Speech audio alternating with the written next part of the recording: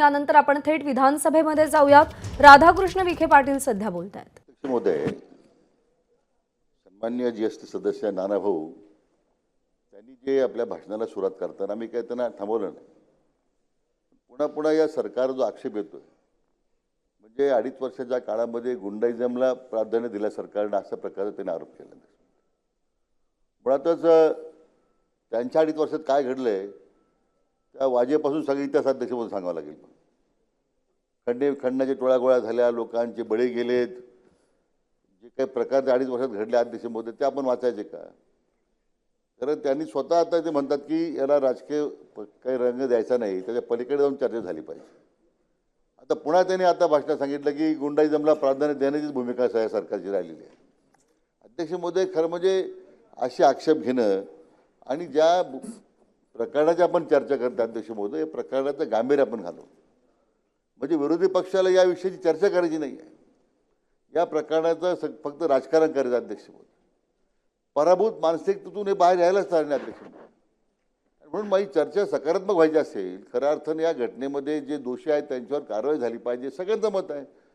या सभागृहामध्ये असं कोणी सदस्य नाही की त्या प्रकरणाचा निषेध करणार नाही, परंतु या प्रकरणाच्या पाठीमागे, प्रकरणाच्या पुढे जाऊन काय करायचं, महाराष्ट्राची जी सध्याच्या स्थितीमध्ये आपलं एक अतिशय प्रगतशील राज्य आहे, आपल्या राज्यामध्ये अशा घटना घडणं योग्य नाही आहे, कारवाई झाली पाहिजे। परंतु राजकीय पक्षांनी सुद्धा आणि विशेष करून आमचे ज्येष्ठ सदस्य मित्र नानासाहेबांनी या विषयाचं गांभीर्य लक्षात घेऊन जे सरकार गुंडाइझमला पाठिंबा देत आहे, गुंडगिरीला प्रोत्साहन देतं अध्यक्ष महोदय, हा त्यांचा जो आरोप आहे, खरं म्हणजे मग त्या विषयावर नानासाहेब आम्हाला फार चर्चा करता येईल।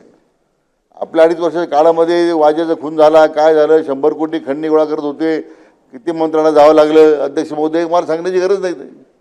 परंतु मूळ आता खरं या विषयाबद्दलचं गांभीर्य लक्षात घेऊन जर तुम्हाला खऱ्या अर्थानं न्याय पाहिजे असेल तर मला वाटतं या विषयामध्ये राजकारण न आणता या बाबतीमध्ये त्याचं गांभीर्य त्यांनी ठेवा अध्यक्ष महोदय, अशी आपल्या या निमित्तानं आपल्याला विनंती आहे। अध्यक्ष महाराज, मी गांभीर्य ठेवूनच बोलतोय अध्यक्ष महाराज, भविष्यात या घटना होऊ नये हा माझा यामागचा उद्देश। अध्यक्ष महाराज, आता माझा उद्देश ह्या गोष्टी यांच्या पाठीमागे आहे, हे रेकॉर्डवरून काढण्यात यावं। नाही, माझं ऐकून घ्या ना अध्यक्ष महाराज। दुसरा मुद्दा, आपण सकारात्मक चर्चा करा, निश्चित जे दोषी असतील त्यांच्यावर कारवाई करण्याबाबत आपण मागणी करता पर्यंत बरोबर। आपण काय रेकॉर्डून काढायला लावलं? सकारात्मक चर्चा करावी। अच्छा, तेवढंच काढायचं ना अध्यक्ष महाराज। माननीय ज्येष्ठ मंत्री महोदयांनी राधाकृष्ण विखे पाटील साहेबांनी जी काही भूमिका मांडली अध्यक्ष महाराज, म्हणून मी पावसाळी अधिवेशनामध्ये जी भूमिका मी मांडलेली होती हिरानंदानीच्या बाबतची, जय भीमनगरची, त्याचा उल्लेख मुद्दामून केला। SITची इन्क्वायरी आपण लावली, SITच्या इन्क्वायरी नंतर हिरानंदानी, पोलीस आणि महानगरपालिकेचे लोक त्याच्यात इन्व्हॉल्व आहे। SITने सांगितलं का कारवाई केली आपण, का त्या मागासवर्गीयांना न्याय दिला? अजूनपर्यंत कुठलाही मागासवर्गीयांना न्याय दिला नाही। पवईतली घटना, मुंबईतली, जिथं सरकार राहते, आपल्याला माहित आहे, काल नागपूर शहरामध्ये नकापोज लोकांनी एका घरामध्ये घुसून त्याच्या घरातले 14 लाख रुपये घेऊन गेले। आता अधिवेशन चालू आहे आणि राहिलं वाजेचा इश्यू, तर परमवीर सिंग कुठे आहेत, काय झालं, त्याच्यावर चर्चा होऊन जाऊ दे एकदा, आपण त्याच्यावरही बोलू, त्याच्यावरही बोललं पाहिजे। परमवीर सिंगला कुठं ठेवलं होतं, तर कुठं आहेत, त्याच्यावर एक चर्चा झालीच पाहिजे। वाजेचंही काढू आपण, मग ते जो होता मेन कल्पिट त्याला कसं मारलं गेलं हे सगळं आपण काढू, त्याच्यावरही चर्चा करू, आपल्याला काही अडचण नाही आपली, कारण आपली दोघांची लाईन तीच नाहीच आहे, आपली लाईन एकदम सरळ आहे, महाराज चांगला राहिला पाहिजे। आपल्याला गुंडाइझमला कुठेही सपोर्ट करायचा नाही, ही भूमिका तुमची आमची सारखीच असली पाहिजे। पण मी या निमित्तानं सांगतो की बॉम्बिंग ऑपरेशन जे झालं अध्यक्ष महाराज, मी मुद्दाहून त्या प्रश्नावर येतोय। अध्यक्ष महाराज, तुम्ही पाहिलं का पोलिसांनी कसं लाठीचार्ज केला? त्याचे व्हिडिओ आपल्याकडे पण आलेत अध्यक्ष महाराज, आपण बघा एकदा। जनावराला सुद्धा त्या पद्धतीने मारलं जात नाही, त्यालाही आजकाल ॲनिमल ॲक्ट आहे। माणसांना त्या पद्धतीनं, महिलांना त्या पद्धतीनं मारलं गेलं। पोलिसांनी स्वतः ॲटोचे फोडलेत काच, दुकानाचे काच फोडलेत, पोलिसांनी फोडलेत. तर पोलिसांचा गुंडाराज आहे असं म्हणू आपण? पोलिसांवर कंट्रोल कोणाचा? कोणी लाठीचार्ज करायला लावला? कलेक्टर म्हणतो मी लाठीचार्ज करायला सांगितलं नाही. एसपी सुट्टीवर होते, कोणीतरी चार्ज मध्ये होते तिथं ऍडिशनल एसपी, तर म्हणतं मला माहीतच नाही. कोण तिथं आयजी गेलेत? कोणी लाठीचार्ज करायला लावला? सरकारने लावला? मी मुद्दामून तुम्हाला एक गोष्ट सांगितलं विखे पाटील साहेब, चुकून गृह खातं तुमच्याकडे आलं तर तुम्हालाही होईल अभ्यास त्याचा. मी आपल्याला सांगतो की कुठलीही घटना असो त्या घटनेला 4 तासाच्या आत आपण त्याला थांबवलं नाही आणि ती घटना झाल्यानंतर तिच्यात लाठीचार्ज करणं, कोम्बिंग ऑपरेशन करणं हे सरकार प्रायोजित असतात असं त्याला म्हटलं जातं. वेळेस तिला अडवलं पाहिजे हीच त्याच्यातली भूमिका असते. आणि म्हणून महाराष्ट्रामध्ये दलितांवर होणारा अन्याय, अत्याचार, त्याच्या वेदना आहेत महाराष्ट्रामध्ये सगळीकडे. आणि हरण्याच्या याच्यामध्ये मी राज्यपाल महोदयांच्या अभिभाषणावर मी बोलणार, त्याच्यावर आपण ते नंतर चर्चा करू. पण अध्यक्ष महाराज, जी घटना झालेली आहे हे खऱ्या अर्थाने या घटनेचा जेवढा निषेध केला पाहिजे तेवढा कमी पडेल. अध्यक्ष महाराज, का बेगुन्हावर तुम्ही गुन्हे दाखल केले? निरपराध लोकांवर गुन्हे दाखल का केले? सोमनाथ सूर्यवंशीला तो फक्त व्हिडिओ काढत होता, रियालिटी मांडत होता. आपण पाहतोय की खूप लोक व्हिडिओ काढतात आणि मग सोशल मीडियावर टाकतात. सोमनाथ सूर्यवंशी हा त्या ठिकाणी पोलीस जे लाठीचार्ज करत होता त्या लाठीचार्जचं आणि जे कोम्बिंग ऑपरेशनच्या माध्यमातून बेदम लोकांना मारत होते त्याचं ते आपल्या मोबाईलवर ते व्हिडिओ करत होते. आणि म्हणून त्याला पकडून पोलिसांनी त्या ठिकाणी त्याला बेदम पोलीस कस्टडीमध्ये मारलं आणि पोलीस कस्टडीमध्ये त्याची हत्या पोलिसांनी केली. अध्यक्ष महाराज, मग जेव्हा पोलिसांनी हे कृत्य केलं, तुम्ही अजूनपर्यंत एखाद्या पोलिसाला कारवाई केली नाही का? केली नाही. माझा प्रश्न तो आहे विखे पाटील साहेब, सरकार प्रायोजित मी म्हणत आहे, तुम्ही गुंडाच्या बाजूने आहे, गुंडाराज पोलिसांमध्ये तुम्ही आणलेला आहे, हे नाकारता येत नाही. विरोधक असतील त्याला पोलिसाला सांगतात गुन्हे दाखल करा. तुम्हाला माहितीसाठी सांगतो, तुम्ही विषय काढला म्हणून मी काढणार नव्हतो. हे आता घटना सुरू झाली बीडवाली. या बीडच्या घटनेमध्ये हा जो वाल्मिक कराड नावाच्या माणसाने या 2-4 दिवसामध्ये 200 गुन्हे दाखल केलेत लोकांवर. घरी पोलीस जातात त्याच्याकडे, पोलीस स्टेशनमध्ये जायची गरज नाही. खोटे गुन्हे 200 लोकांवर गुन्हे दाखल केलेत. अजूनही त्याचं वर्दस्त आहे, शासन तो चालवतो तिकडे. तुम्ही पोलिसांचं संरक्षण दिलेलं आहे त्याला. म्हणून मी सरकारवर आरोप करतो, व्यक्तिगत कोणावर करत नाही. सरकार कमजोर नाही, आमचे मित्र देवेंद्र फडणवीस हे सक्षम आहेत, पण ते सक्षम असताना सुद्धा हे जे कारवाई चाललेली आहे, तुम्ही माहिती घ्या. आता तुम्ही सरकार आहात, तुम्ही माहिती घ्या. त्यांनी या 2 दिवसामध्ये 200 गुन्हे दाखल केलेत लोकांवर पोलिसांच्या माध्यमातून. कशासाठी गुन्हे दाखल केलेत? काय करतात पोलीस लोक?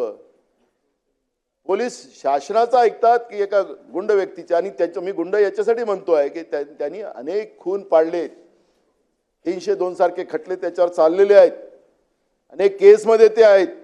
हे जे मी मगाशी सांगितलं की आंध्र गीते प्रकरणामध्ये त्याच्यातही यांचं नाव आहे.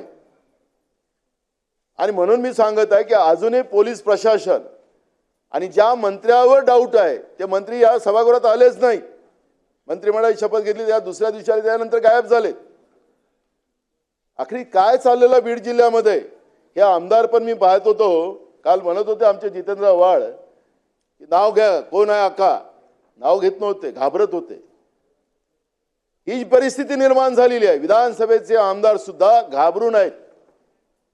काय जंगलराज लागलेला आहे महाराष्ट्रामध्ये? त्याचं उत्तर पाहिजे आम्हाला. याच्यात राजकारण अजिबात करायचं नाहीये. परभणी हे जे कोम्बिंग ऑपरेशन करणारी जी पोलीस यंत्रणा होती, जे गुंड्यासारखा वागत होते, त्या निरपराध लोकांना मारत होते, अनेक लोक घायल आहेत. सोमनाथ सूर्यवंशी सारखा लॉच्या विद्यार्थ्याला त्यांनी जिवंत मारलेलं आहे. हत्या केलेली आहे. हे महाराष्ट्रात घडलं नाही पाहिजे दुसऱ्यांदा. हे वचन आम्हाला पाहिजे. महाराष्ट्राच्या जनतेला आश्वस्त केलं पाहिजे.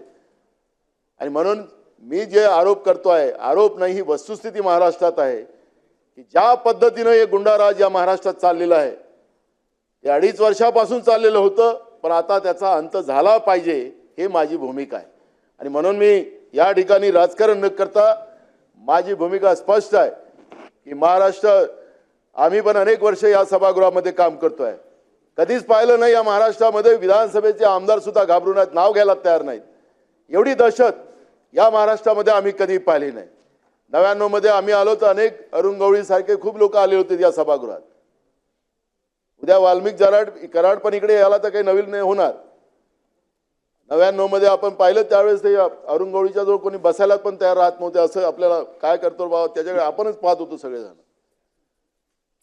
मी आपल्याला या निमित्तानं सांगतो की आपल्याला महाराष्ट्राचं जे पावित्र्य आहे, शाहू फुले आंबेडकरांचा विचार या महाराष्ट्राचा आहे, हा महाराष्ट्राचा विचार अबाधित राहिला पाहिजे. आणि ज्याप्रमाणे मुख्यमंत्री मोदयांनी सांगितलं की आम्हाला राजकारण नाही, आम्हाला प्रश्न सोडवायचे आहेत, बिलकुल आम्ही मुख्यमंत्र्यांच्या बरोबर आहोत. पण आम्हाला जे उत्तरात जे पाहिजे आहे, जे घटना आहे, आणि आपण पाहिलं असेल की काल डोकं सुन्न झालेलं होतं. मग सुरेश धस असतील, आमचे जितेंद्र आव्हाड असतील, क्षीरसागरजी असतील, त्या मुंदळाताई असतील, त्यांनी ज्या पद्धतीनं इथली सगळी भूमिका मांडली, अध्यक्ष महाराज, हे सुन्न करणार आहे, डोकं सुन्न होत आहे. महाराष्ट्रामध्ये दहशतीचं वातावरण आहे, लोक घाबरून गेलेले आहेत. परभणीची घटना हे न विसरणारी आहे. भीमा कोरेगावमधल्या अजूनही लोकांवरचे केसेस वापस घेतले गेलेले नाही आहेत.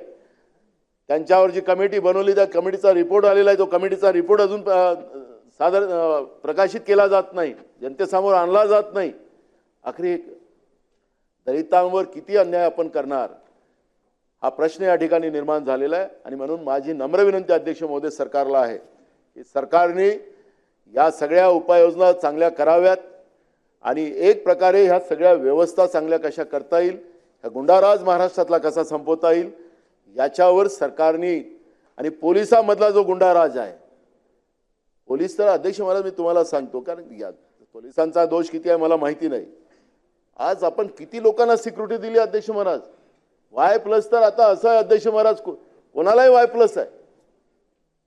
Y+ वाला पाहिला तरी साले पोंग गाड्याच बसतात की आपल्याला वाटतं मंत्री झाला. आता कोणी पण Y+ मध्ये फिरतो अध्यक्ष महाराज. मला या निमित्तानं अध्यक्ष महाराज, महाराष्ट्रामध्ये किती लोकांना Y+ आहे, जे आमदारांना Y+ नाही मिळत अध्यक्ष महाराज, पण दिलं गेलेलं आहे. किती आमदारांना मिळाले ते Y+ आम्हाला माहिती मिळाली पाहिजे अध्यक्ष महाराज, कारण की हा जनतेचा पैसा आहे. पोलिसांना आम्ही पगार देतो ते जनतेचे पैसे आहेत. त्यांना कशासाठी Y+ दिले, कुठल्या थ्रेट त्यांच्यावर आहेत, कुठल्या थ्रेट त्यांच्यावर आहेत. 1 पोलीस 2 पोलीस आपण देतोय, ते आपल्या राज्यामध्ये आहे, आम्ही तर घेतलीच नाही अध्यक्ष महाराज. पण मी तुम्हाला सांगतो की मुद्दा एक असा आहे की हा Y ही आजकाल तर एकदम कॉमन झाली अध्यक्ष महाराज. एकीकडे राज्याच्या जनतेच्या सुरक्षेसाठी पोलीस आमच्याजवळ नाही, पण आमदार, गुंडाइझम करणारी व्यवस्था, त्यांना अगर सुरक्षा दिली जात असेल तर जनतेने काय करावं, कोणाकडे पाहावं, हा एक प्रश्न या ठिकाणी निर्माण झाला. ही पण माहिती मला या निमित्तानं माननीय मुख्यमंत्र्यांनी द्यावी एवढी विनंती करतो. आणि महाराष्ट्रात दुसऱ्यांदा परभणीसारखी केस होऊ नये, भविष्यामध्ये बीडसारख्या घटना घडू नये, याच्यासाठी पूर्ण उपाययोजना सरकारने या ठिकाणी आम्हाला सांगाव्यात एवढी विनंती करतो आणि 2 शब्द ज्योती संपवतो. एबीपी माझा, उघडा डोळे बघा नीट.